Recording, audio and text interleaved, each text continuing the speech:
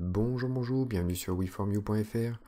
Aujourd'hui, je vous propose de vous expliquer la méthode pour pouvoir créer simplement des tableaux croisés dynamiques dans Excel. J'entends beaucoup de gens qui me disent que les tableaux croisés dynamiques, ils s'y attaquent même pas, ça a l'air trop compliqué. Alors déjà le nom, avec le nom est très long et du coup ça fait un petit peu peur.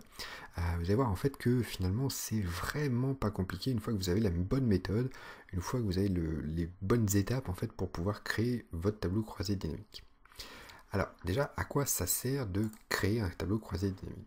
Un tableau croisé dynamique, ça sert à croiser des informations dans une base de données. Une base de données, c'est un grand listing, un immense tableau avec une liste de choses. Alors ça peut être des listes de n'importe quoi, ça peut être des listes de personnes, des listes de factures, des listes de produits. Ça c'est un peu selon ce que vous aimez, ce que vous savez à travailler. Et puis du coup, à partir de ces données-là, on va vouloir ressortir des statistiques globales sur tout notre tableau. Alors, quelque chose à bien comprendre, c'est que un tableau croisé dynamique va sortir du coup d'une base de données, donc un immense tableau. Ce tableau doit impérativement être bien saisi. Si vous commencez mal votre tableau de base, votre base de données, c'est sûr que vous obtiendrez des choses un peu bizarres dans votre tableau croisé dynamique, voire même vous n'arriverez même pas à construire votre tableau croisé dynamique. Première règle de base qu'il va falloir respecter. Il faut impérativement que les champs soient sur la première ligne du tableau Excel. Ce qu'on appelle les champs, en fait, c'est tout bête, ce sont les titres des colonnes. Si je prends donc le tableau que je vais utiliser par la suite, j'ai bien la première ligne de mon tableau qui commence par les champs. D'accord? On a numéro, genre, civilité, etc. Attention, du coup, dans un tableau croisé dynamique, je vois souvent des gens qui me font un grand titre au-dessus du tableau. Donc si je faisais ça, par exemple, je fais un clic droit sur le 1, j'insère une ligne vide. Si je me dis, ça ce sont des personnes par exemple, ou des employés ou autre chose, et je vois souvent des gens du coup qui prennent ce titre-là et qui le fusionnent pour faire joli, pour que ça soit centré au-dessus du tableau. Bon, alors, ça, du coup, ça casse le tableau en fait. Pourquoi? Parce que Excel va comprendre que la première ligne du tableau, c'est les titres, et du coup, il n'y a plus qu'un seul titre. Donc, ça va tout casser en fait. Astuce, du coup, pour vous faire comprendre que le mot personne ici, ou le mot salarié, est en dehors du tableau, et que notre tableau nous commence bien un numéro, genre, civilité, eh bien, ça serait de sauter une ligne. C'est-à-dire, si je fais une ligne vide entre la ligne 1 et la ligne 3, voilà, là j'ai ma ligne 2 qui est vide. Du coup, pour Excel, dès que je saute une ligne ou dès que je passe une colonne, je construis un deuxième tableau. Donc mon tableau commence bien à numéro, genre, civilité. D'accord? Je le vois très bien d'ailleurs. Ça c'est une petite astuce pour voir si le tableau il est bien tapé et que Excel comprend bien les choses. C'est-à-dire que si vous mettez dans le vrai tableau, dans le tableau que vous voulez, et que vous faites un CTRL A, normalement ça vous sélectionne le tableau en lui-même. Et vous voyez que quand j'ai fait mon CTRL A, ça ne m'a pas pris mon titre au-dessus qui est en dehors, c'est de la décoration. La ligne 2, à la rigueur, vous pouvez très bien la masquer. Si je fais un clic droit sur le 2, masquer. Du coup, je ne vois pas cette ligne. Excel a compris quand même que c'était un autre tableau et je respecte bien mes règles de base pour pouvoir construire une base de données. Deuxième chose très importante, pas de cellules fusionnées à l'intérieur de votre base de données. Je vois souvent encore des gens construire des tableaux un peu bizarres, un peu biscornus, on va dire. Alors, je sais pas trop pourquoi, pas trop dans quel cas. Je fais un exemple, ils se mettent au milieu, ils prennent quelques cases et puis ils vont fusionner ces cases-là. Il n'y a aucun intérêt, si ce n'est un aspect visuel en fait, mais pour Excel, en fait, ça va lui casser ses colonnes si vous faites ça. Donc, surtout, là j'annule mon action. Normalement, une base de données, ça va être construit le plus simplement possible, c'est-à-dire que vous devez avoir une colonne, une info, une colonne, une info, etc. etc. D'accord? Troisième règle de base, pas de ligne ou de colonne vide à l'intérieur du tableau. Donc en fait, c'est un peu le parallèle avec ce que j'étais en train de dire juste avant. On disait que, ok, on peut sauter une ligne, là j'ai sauté la ligne 2, pour pouvoir créer un titre, ou par exemple tout en bas pour pouvoir créer un total. Mon total, si je le veux créer un total d'une certaine colonne, en fait, attention à bien passer une ligne vide du coup entre les deux, puisque si vous l'écrivez, si moi je l'écrivais par exemple dans cette ligne 74, si j'écrivais total, en fait, pour Excel, ça serait par exemple Monsieur Total qui interviendrait dans notre tableau. Donc ça va fausser tous vos calculs, et ça sera pas bon du coup. Ok, donc bien sauter une ligne, il faut lui faire comprendre que c'est un autre tableau, c'est une autre info, c'est quelque chose d'annexe. Dernier petit point, attention à la saisie, c'est-à-dire quand vous tapez votre tableau, quand vous tapez les informations qui sont dans votre tableau, attention sur le clavier, par exemple un E avec un accent, c'est différent d'un E normal, c'est pas la même lettre en fait, et du coup vous risquez d'obtenir des résultats différents selon si vous tapez différemment. Attention aux espaces aussi, un espace c'est une lettre en informatique, du coup si vous mettez un espace ou si vous mettez un tiret, c'est pas la même chose, c'est pas la même personne par exemple.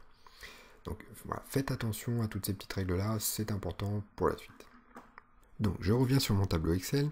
Alors là du coup, normalement, ce tableau là est bien saisi. Petite chose, je vais enlever donc la ligne 1 et ma ligne 2. Alors pour refaire apparaître ma ligne 2, je prends la ligne 1 et la 3 par exemple, donc je glisse sur le 1 et jusqu'au 3, je fais un clic droit sur n'importe lequel des deux et je peux faire afficher. Revoilà ma ligne 2 et je vais pouvoir la supprimer du coup, donc je prends le 1 et le 2, clic droit et supprime. Bon, c'est juste une question de facilité pour que tout le monde comprenne que voilà, la première ligne c'est la ligne de titre.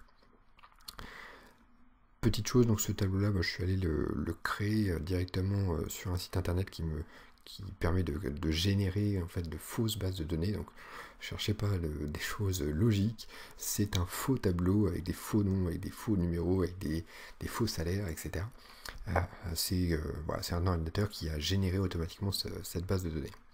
Je le laisserai dans les sources à télécharger sur le site WeFormYou si jamais vous voulez vous entraîner. Alors c'est parti, on va commencer notre premier tableau croisé dynamique. Premier exemple possible, on va donc essayer de faire la moyenne des salaires par service et par sexe dans notre tableau. Donc, si je reprends notre tableau, je voudrais savoir en fait, voilà, j'ai les gens avec leur salaire, je sais si c'est des hommes ou des femmes, et je connais leur service. Donc voilà, je voudrais savoir, voilà, en production, les femmes, elles gagnent en moyenne tant.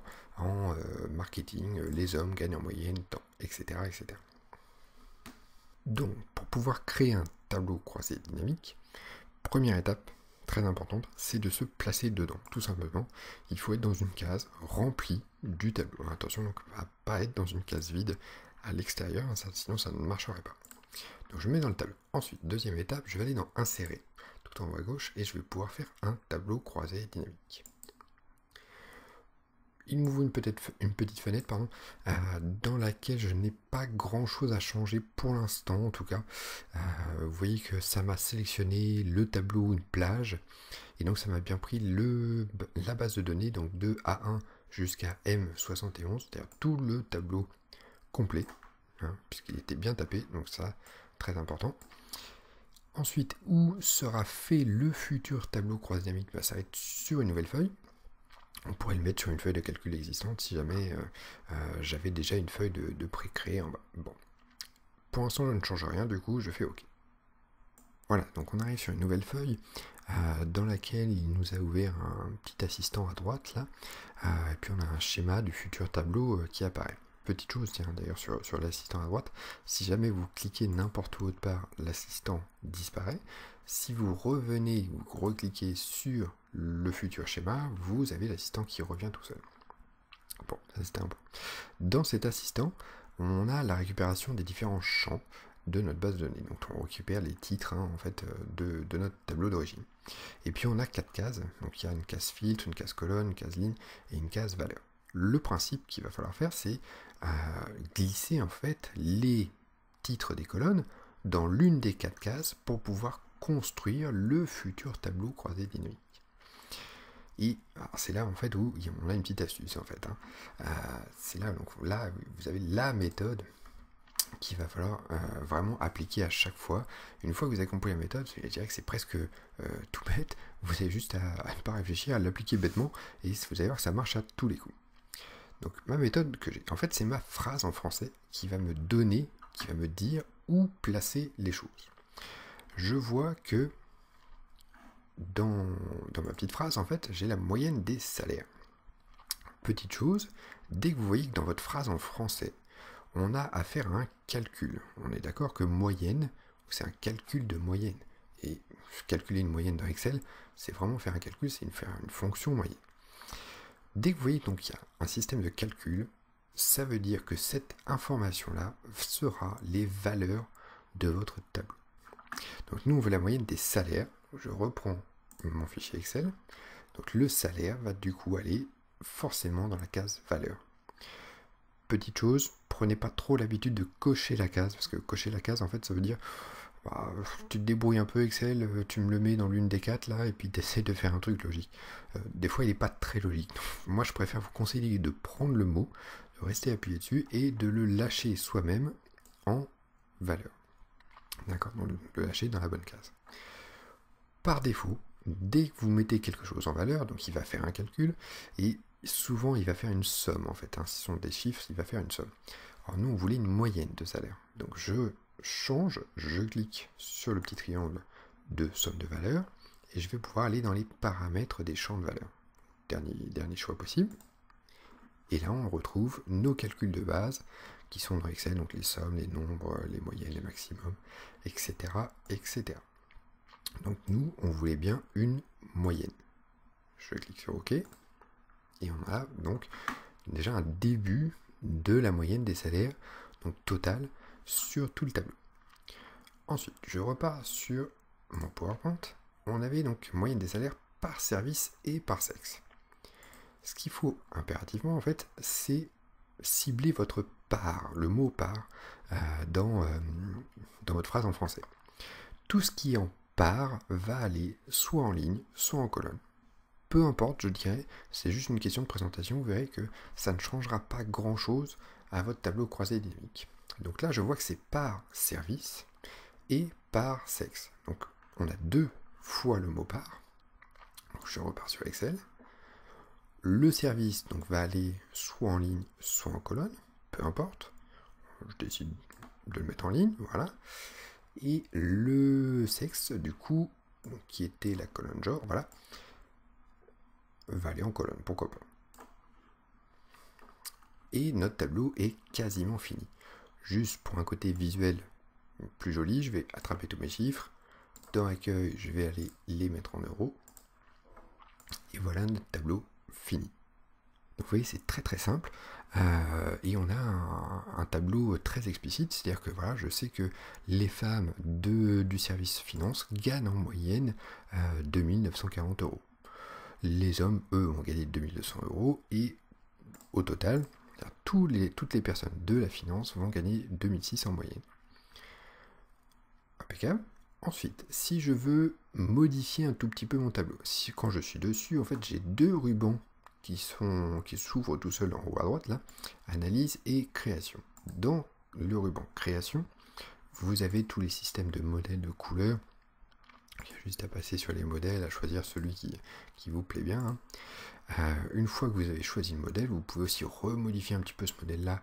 Donc en choisissant si il y a des lignes avant, donc ça va vous faire des petits traits, hein, selon les modèles d'ailleurs. Ça peut faire une ligne sur 2 en couleur. Voilà, cela par exemple, ce modèle-là. Ensuite, je peux faire voilà, des lignes en gras ou pas.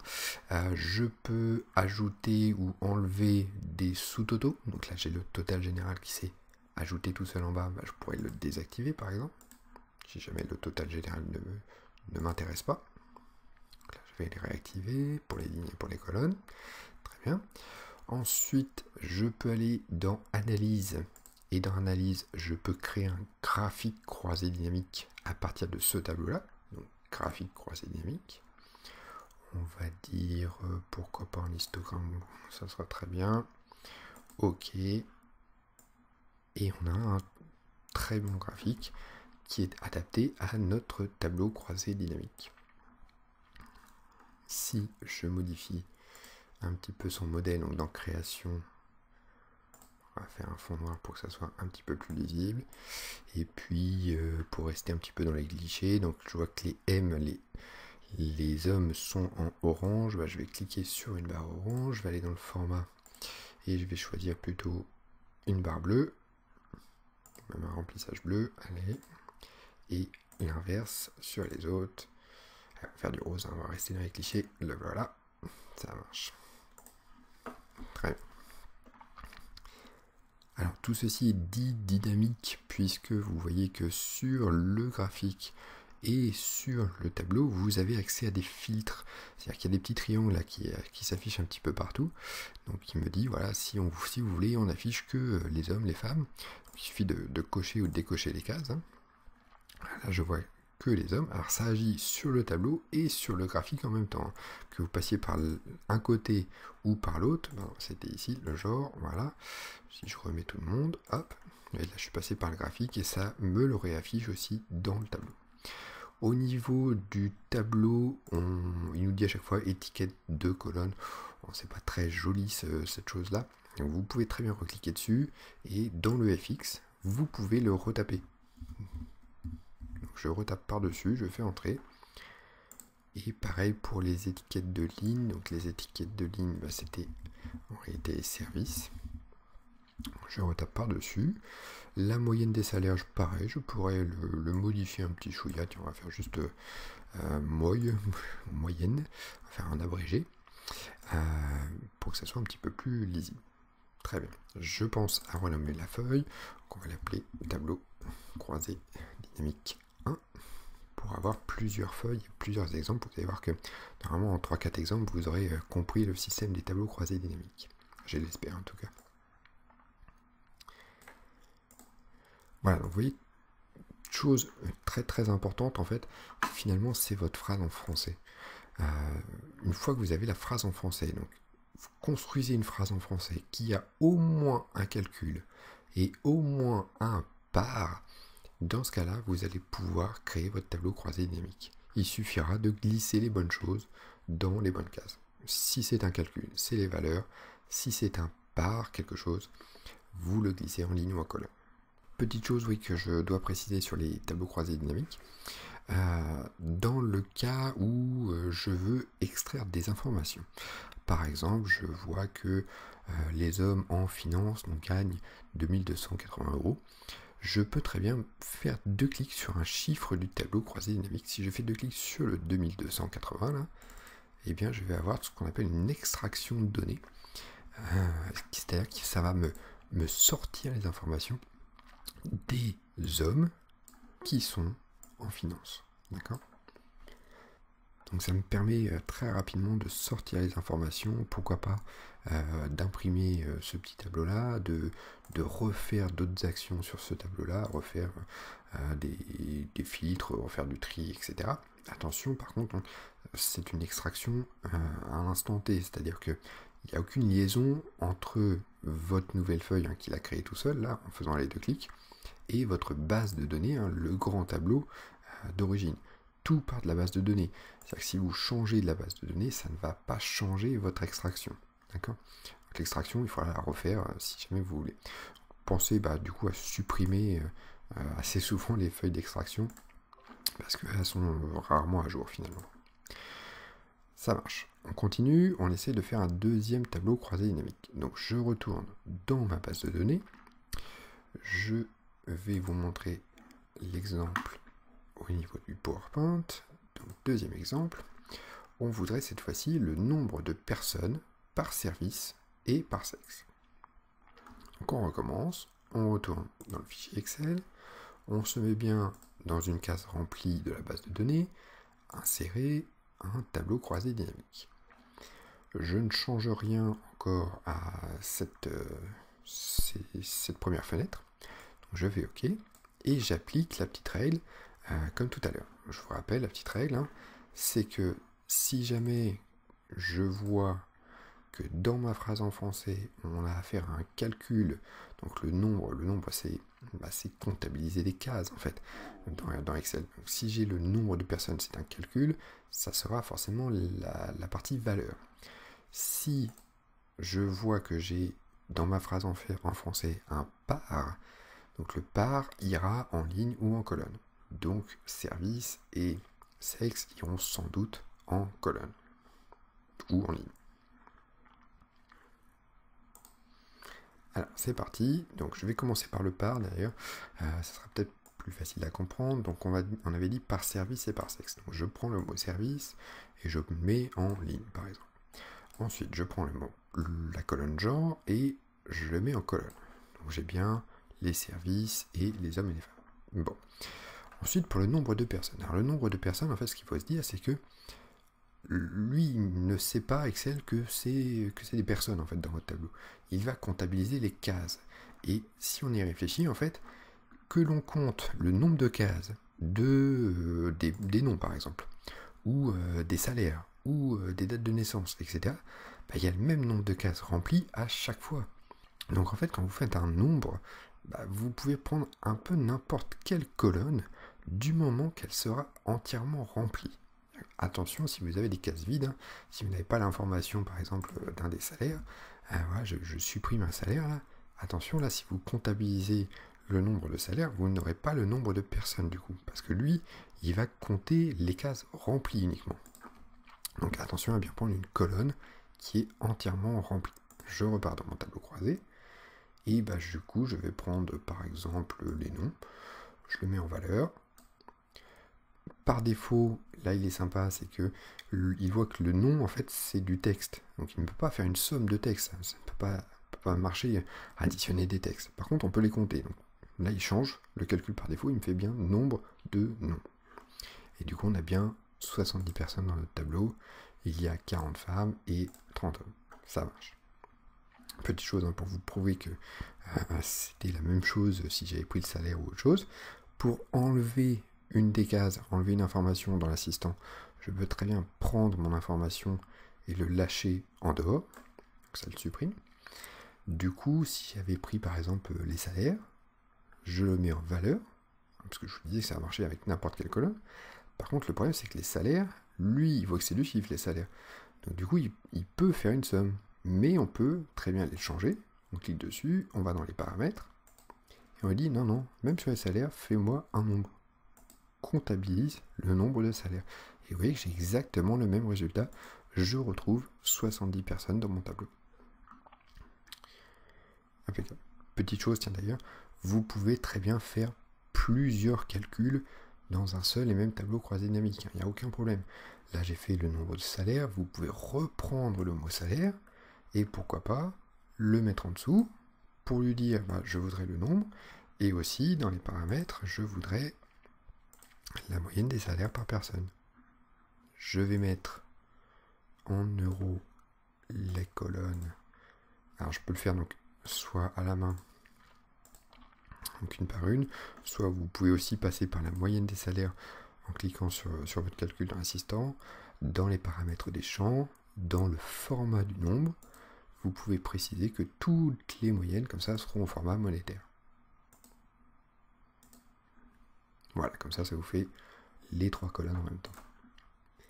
Donc on voit par exemple hein, que les femmes en finance, en fait il y en a 5, en moyenne elles gagnent 2009, les hommes en finance, bah, il y en a 5 aussi, et ils gagnent un petit peu moins, ils gagnent 2002. Bon. Pour pouvoir faire un graphique un petit peu sympa, je vais enlever la moyenne des salaires à droite, donc je le glisse en dehors. Je retrouve du coup mes effectifs, mon nombre de personnes hein, par service et par sexe. Du coup, je vais remodifier encore un petit peu mon tableau croisé pour que ça soit un petit peu plus joli. Donc, on avait tapé le genre en haut. On avait, à la place des étiquettes de ligne, dit que c'était les services des personnes. On avait dans création choisi un petit modèle de couleur, pourquoi pas, ça marche. Et dans analyse, on avait créé un graphique croisé dynamique. Tiens, je vais changer juste pour le principe, on va faire un graphique en barre, hop, voilà, ok. Et du coup, voici un joli graphique qui m'explique que, par exemple, au niveau de la production, bah, il y a plus de femmes que d'hommes. Et en finance, par exemple, ce serait à égalité, il y a autant d'hommes que de femmes. Ça marche. Donc ça, un petit tableau qui peut être très intéressant pour une gestion des ressources humaines dans une entreprise. Hop. Je vais renommer la feuille tableau croisé dynamique 2 et je vais vous montrer un troisième exemple qui pourrait être un petit peu plus poussé. Alors, je repars dans mon PowerPoint. Troisième exemple. Cette fois-ci, on va vouloir le nombre de personnes par âge, mais on voudrait créer des tranches d'âge en fait, de 10 ans en 10 ans. Donc vous allez voir que ça c'est un petit peu plus compliqué. Alors, déjà le problème c'est que on récupère en fait notre méthode de tout à l'heure, on se dit que le nombre de personnes, c'est un calcul nombre, et que ce sera par âge. Donc du coup, âge irait en ligne ou en colonne. Or, problème, c'est que dans notre tableau, je n'ai pas l'information de l'âge. En fait, j'ai l'information de la date de naissance, mais je n'ai pas la colonne âge. Donc ça, en fait, il faut la créer, en fait. Si vous n'avez pas l'information, vous ne pourrez pas sortir la statistique. Donc, tout simplement, je vais créer une nouvelle colonne, par exemple, après mes dates de naissance, donc insérer une nouvelle colonne que je vais appeler âge. Et on va voir un petit calcul pour calculer très rapidement l'âge des personnes. C'est égal à date diff, donc différence entre deux dates. J'ouvre la parenthèse. On commence par la date la plus ancienne, donc c'est la date de naissance, point virgule. On veut l'âge à aujourd'hui en fait, donc la deuxième date, qui est la date la plus récente, ça serait aujourd'hui. Donc je tape aujourd'hui, il me le propose. Je fais deux clics dessus, voilà. Alors attention, donc c'est la fonction aujourd'hui, donc c'est aujourd'hui sans l'apostrophe, il ouvre la parenthèse, moi je ferme la parenthèse tout de suite, puisque j'ai fini de faire la fonction aujourd'hui. Encore un autre point virgule, et on a entre guillemets le type de retour, on appelle ça, c'est-à-dire comment est-ce qu'on veut l'exprimer. Donc si on le veut en année, en fait, c'est en anglais, donc c'est un petit y, year, en année. Donc je mets entre guillemets un y. Je ferme la parenthèse, et voilà. Là, vous avez exactement le calcul pour calculer l'âge précisément d'une personne. Je fais entrer. Il me donne une date, parce qu'il est un petit peu idiot. Il faut lui dire, non, attention, ça c'est un chiffre standard. Hein.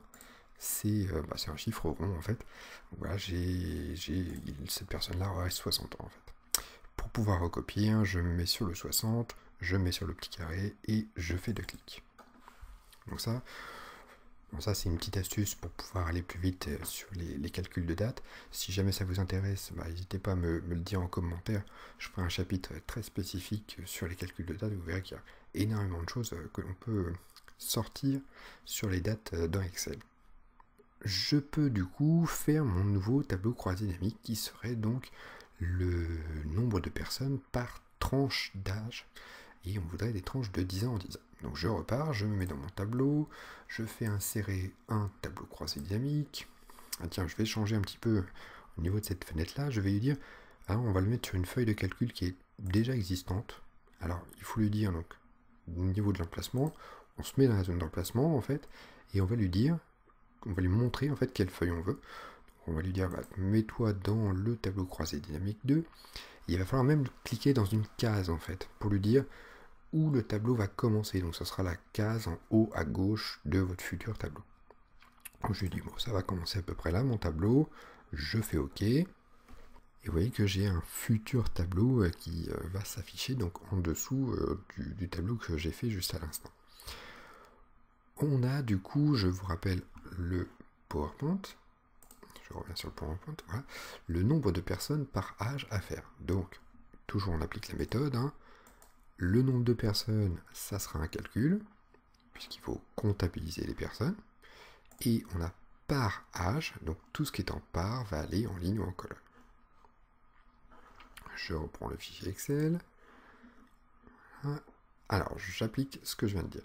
Donc, le nombre de personnes, on avait dit qu'on pouvait comptabiliser un petit peu n'importe quoi, du moment que c'était la fonction de nombre. Donc, je vais prendre le nombre de noms, un petit peu plus logique, on va dire. Le nombre de noms est par âge. Et alors là, je vois que dans mon assistant à droite, la colonne âge, il l'a pas repéré, en fait. En fait, pourquoi ? Parce que mon âge, je l'ai créé après, et du coup, il a tendance à pas trop s'actualiser, Excel.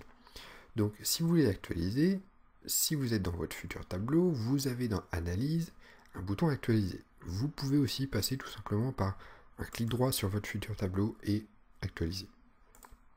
Le fait de faire ça, vous voyez que tout de suite, hop, j'ai la colonne âge qui apparaît dans mon futur tableau croisé dynamique, ou dans mon assistant en tout cas. Je vais donc pouvoir dire par âge, donc je prends l'âge et je le glisse en ligne. Ça marche. Alors du coup, par contre, voilà le problème, c'est que les âges, et bah, par défaut, bah, ils me les affichent tous en fait. Hein. Et nous, on voulait des tranches de 10. Donc je vais pouvoir faire un clic droit sur l'un des âges et les grouper. Ça m'ouvre une petite fenêtre. Le début, en fait, donc c'est l'âge de la personne la plus jeune. Donc là, il me dit ça commence à 19. Je pourrais lui dire, maintenant tu commences carrément à 0. Même s'il n'y a personne de 1 an ou 2 ans dans le tableau, vous savez qu'il va créer la tranche que quand il y aura des personnes. Donc on dit on commence à 0. La fin, bah, c'est la personne la plus âgée. Donc ça n'a pas de problème, on peut laisser. Et on va faire par tranche de 10, donc par 10. Ok. Et donc vous voyez tout de suite on a un super tableau, on sait que de 10 à 19 ans il y a 2 personnes, de 20 à 29 ans on a 13 personnes dans le tableau, etc. Et ça va nous permettre en fait de savoir si par exemple l'entreprise a tendance à être un petit peu vieillissante ou pas, s'il va falloir réembaucher quelques personnes, un petit peu plus jeunes, pour pouvoir rajeunir la moyenne des âges de toute l'entreprise. On peut faire un petit graphique. Ça nous permet visuellement d'aller très très vite et de se sortir des statistiques assez intéressantes. Dernière petite chose au niveau des tableaux croisés dynamiques, dans le cas où vous avez des informations qui changent dans votre tableau. Donc on va faire l'exemple. Je vais retourner dans la base de données et je vais faire un exemple qui va se voir, qui va être un peu flagrant. Par exemple, je vais changer le salaire d'une personne. Donc par exemple, la première, je ne vais pas chercher compliqué. Elle va gagner carrément 100 000 euros de salaire. Voilà. Donc ça devrait se voir du coup dans mon premier tableau croisé dynamique. Si je retourne dans mon premier tableau croisé dynamique, eh bien je vois en fait que ma moyenne des salaires, elle n'a pas bougé. Pourquoi? Parce que ils sont laissés la possibilité en fait d'actualiser ou pas les tableaux croisés dynamiques. Donc si vous voulez avoir les nouvelles infos, pensez à faire un clic droit sur l'un des tableaux croisés et de faire actualiser. Et donc là je vois, hop, j'ai une espèce de grande barre là qui commence à s'afficher. Je vois que la production, la moyenne du salaire en production a explosé à cause de cette personne-là. Petite chose, quand vous actualisez un des tableaux croisés, ça actualise tous les autres tableaux croisés de votre fichier. Donc ne vous inquiétez pas, les tableaux croisés dans TCD2 aussi sont actualisés et ont les nouvelles informations. Donc ça marche quand on modifie une case qui était déjà là dans le tableau Excel. Dernière possibilité en fait, c'est que si j'ai une nouvelle personne qui est embauchée dans mon entreprise, là c'est un problème, c'est que mes tableaux croisés, en fait, ils ont été faits par rapport au tableau de base qui s'arrêtait en ligne 71. Si moi j'écris en ligne 72, eh bien j'aurai un problème puisque j'aurais beau actualiser mes tableaux croisés, il ne va pas les prendre en compte en fait puisque tous mes tableaux en fait ont été faits jusqu'à la ligne 71. D'accord ? Donc pour pallier à ce problème, en fait je vais insérer une ligne au milieu de mon tableau. Donc je vais faire un clic droit, insertion. Et je vais aller écrire un numéro 71 par exemple. Donc qui sera un monsieur, qui va s'appeler Toto. En prénom, il va s'appeler Titi. Et il va gagner 4 euros par mois. Il est né le 1er janvier, on va dire 2010, ou quelque chose comme ça. Et donc il a 8 ans. Et il est au service publicité par exemple, communication, on aurait pu dire plutôt. Voilà, je ne renseigne pas son adresse et toutes les autres informations là, puisque je ne vais pas m'en servir. Si jamais je retourne dans un futur tableau croisé, donc dans les tableaux croisés que j'ai créés, je peux très bien faire un clic droit du coup. Il faut que je fasse un clic droit sur l'un des tableaux croisés et que je fasse actualiser pour que tout s'actualise et que je vois que j'ai bien 71 personnes, que j'ai une personne dans la tranche des 0 à 9 ans, que j'ai bien une nouvelle personne, un nouvel homme en service communication, d'accord. Et si je retourne au niveau du tableau croisé dynamique 1, je vois que ça l'a aussi actualisé. J'ai bien un homme en communication qui gagne en moyenne 4 € par mois. Alors, dernière petite chose pour finir sur les tableaux croisés dynamiques. Il y en a certains sur d'autres qui vont me dire, bah oui, t'es gentil, mais dans l'assistant, là, il y avait plusieurs cases. Il y avait donc les colonnes, les lignes, les valeurs. On sait bien, tu as parlé des 3 cases, mais tu n'as pas parlé de la case filtre. Donc la case filtre, vous allez voir tout de suite, en fait, c'est juste des options en plus sur votre tableau croisé dynamique. C'est-à-dire que si vous voulez ne pas surcharger votre tableau, mais quand même avoir plus d'informations, vous pouvez glisser ce que vous voulez en filtre. Donc si je mettais par exemple les villes en filtre, vous voyez que ça ne me surcharge pas mon tableau, c'est-à-dire que mon tableau, il reste la moyenne des salaires par service et par sexe.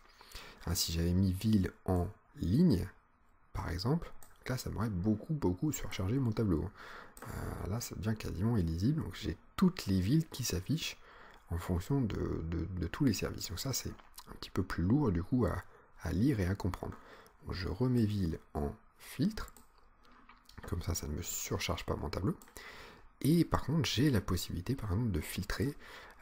Je sais qu'il y a plusieurs personnes au Havre, je crois. On va essayer de filtrer sur le Havre, voilà, ok. Et du coup voilà, je vois uniquement les informations pour les personnes du Havre. Si je me remets dans le TCD2, la deuxième feuille, je peux très bien aussi modifier, j'améliore un petit peu la présentation, modifier mon premier tableau. Par exemple, j'aurais pu mettre encore la ville en filtre. Voilà, donc j'ai 71 personnes au total. Et si jamais je filtre sur le Havre, parce que je sais qu'il y a plusieurs personnes au Havre, les autres c'est un peu moins intéressant, je pense qu'il y a une personne par ville. Donc voilà, au Havre, je sais qu'il y a 6 personnes du coup, donc 2 femmes et 4 hommes. Donc voilà, j'espère que cette formation vous a plu, que ça a un petit peu dédramatisé un petit peu le truc au niveau des tableaux croisés dynamiques. Vous voyez que c'est vraiment pas compliqué quand on a compris le principe. Ça vous permet de sortir des statistiques très rapidement, et puis des graphiques, créer des tableaux de bord assez rapidement. N'hésitez pas du coup à poster des commentaires, à liker la vidéo, à vous inscrire sur le site WeFormYou. Je mettrai du coup les sources, le tableau en fait que je viens d'utiliser pour la formation en téléchargement sur le site. Vous pourrez vous entraîner. Je mettrai aussi sans doute plein d'exercices qui vont aller un petit peu plus loin au niveau des tableaux croisés dynamiques. Là, on a fait des tableaux croisés dynamiques assez simples où finalement on ne croise que 3 voire 4 colonnes dans les tableaux, mais vous voyez qu'on peut effectivement aller beaucoup plus loin et sortir des informations beaucoup plus précises. Ça, je le mettrai en téléchargement sur le site WeFormYou. Il me reste à vous dire à bientôt pour une nouvelle formation sur weformyou.fr.